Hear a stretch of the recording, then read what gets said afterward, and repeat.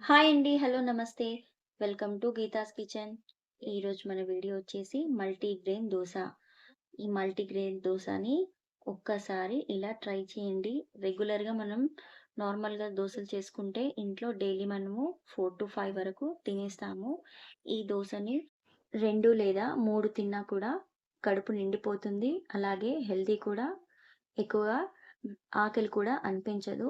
Taste కూడా అంతే బావుంటుంది. చిన్న నుంచి పెద్ద వరకు ఒక్కసారి ఈ దోసని తినండి.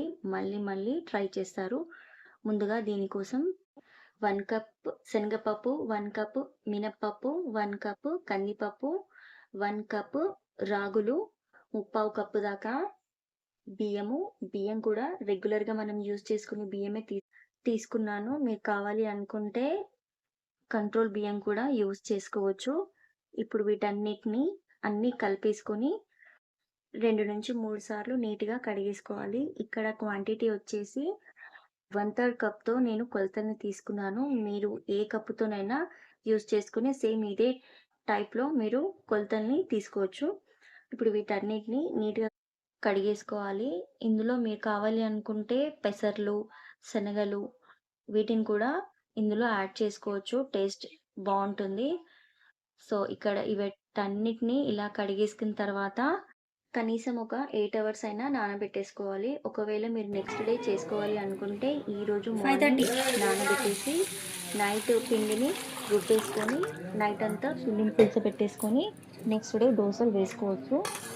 సో, ఇలా నానబెట్టేసుకున్న తర్వాత ఒక 8 అవర్స్ తర్వాత నేను వీటిని రుబ్బేసుకుంటున్నాను. ఇప్పుడు ఒక మిక్సీ జార్ తీసుకొని అందులో ఈ పప్పులన్నీ వేసేసి మెత్తగా రుబ్బేసుకోవాలి. పప్పు మరీ చిక్కగా కాకుండా, మరీ పలచగా కాకుండా ఇలా వీడియోలో చూస్తున్నట్టు ఈ విధంగా ఉంటే సరిపోతుంది. ఇప్పుడు దీన్ని ఇలా పెట్టేసి నైట్ ఔట్ మొత్తం నానబెట్టేసుకోవాలి. ఒకవేళ మీకు త్వరగా కావాలి, ఇమ్మీడియేట్‌గా, ఇన్‌స్టంట్‌గా అనుకుంటే జస్ట్ ఒక ఈనో పౌడర్ వేసుకొని కూడా ఇమ్మీడియేట్‌గా చేసుకోవచ్చు. తర్వాత పిండిని మొత్తం ఇలా నైట్ ఔట్ మొత్తం నానబెట్టేసిన తర్వాత నెక్స్ట్ డేకి పిండి అనేది ఇలా పులిసిపోతుంది. ఇప్పుడు ఈ పిండిని బాగా ఒకసారి గరిటెతో కలిపేసుకోవాలి. ఇదిలా బాగా కలిపేసుకున్న తర్వాత మీకు ఎంత క్వాంటిటీలో కావాలి అనుకుంటే అంత తీసుకొని అందులో రుచికి సరిపడా సాల్ట్ వేసుకొని ఇలా దోసలు వేసుకోవడమే. దోసలు కూడా ఎంత బాగా క్రిస్పీగా, క్రంచీగా వస్తాయో మీరే చూడండి. ఫస్ట్ ఇక్కడ నేను ఒక దోస వేస్తున్నాను. ఇలా వేసిన తర్వాత దీనిపైన మీరు నచ్చితే పన్నీర్ కానీ, క్యారెట్ కానీ, మీకు ఆనియన్స్ కానీ వేసుకొని దోస వేసుకోవచ్చు. టేస్ట్ చాలా బావుంటుంది. ఇక్కడ నేను జస్ట్ కారము, మసాలా వీటితోనే దోసలు రెడీ చేసుకుంటున్నాను. ఇక్కడ మా వారికి కారం దోస అంటే చాలా ఇష్టము. అందుకని నేను ఫస్ట్ ఆయిల్ వేసుకొని దానిపైన కొంచెం కారము, అలాగే చికెన్ మసాలా 2 మిక్స్ చేసుకొని ఇలా పొడి దీనిపైన స్ప్రింకిల్ చేస్తున్నాను. ఇదిలా వేసేసి జస్ట్ ఒక 2 మినిట్స్ ఇలా దోసనిలా వేయించుకున్నారంటే క్రిస్పీ దోస రెడీ. నెక్స్ట్ ఇంకో దోస కూడా చూపిస్తాను చూడండి.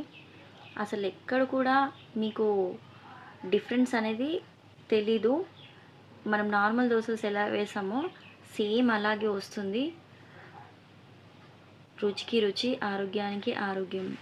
ఇది ఇలా ట్రై చేయండి. పిల్లల నుంచి పెద్దల వరకు చాలా ఇష్టంగా తింటారు. ఇది ఇలా వేసేసుకొని ఇప్పుడు దీనిపైన కొంచెం ఆయిల్, కొంచెం కారం, అంతే. టేస్టీ హెల్దీ దోసలు మల్టీగ్రెయిన్ దోస రెడీ.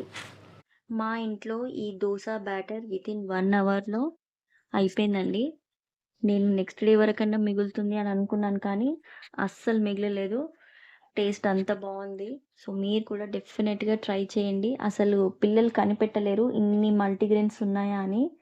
సో, ఇంత హెల్తీ, టేస్టీ దోసను మీరు ట్రై చేసి దీంతో పాటు దీన్ని మీరు ఉత్తప్ప కానీ, గుంత పొంగనాలు కానీ చేసుకోవచ్చు.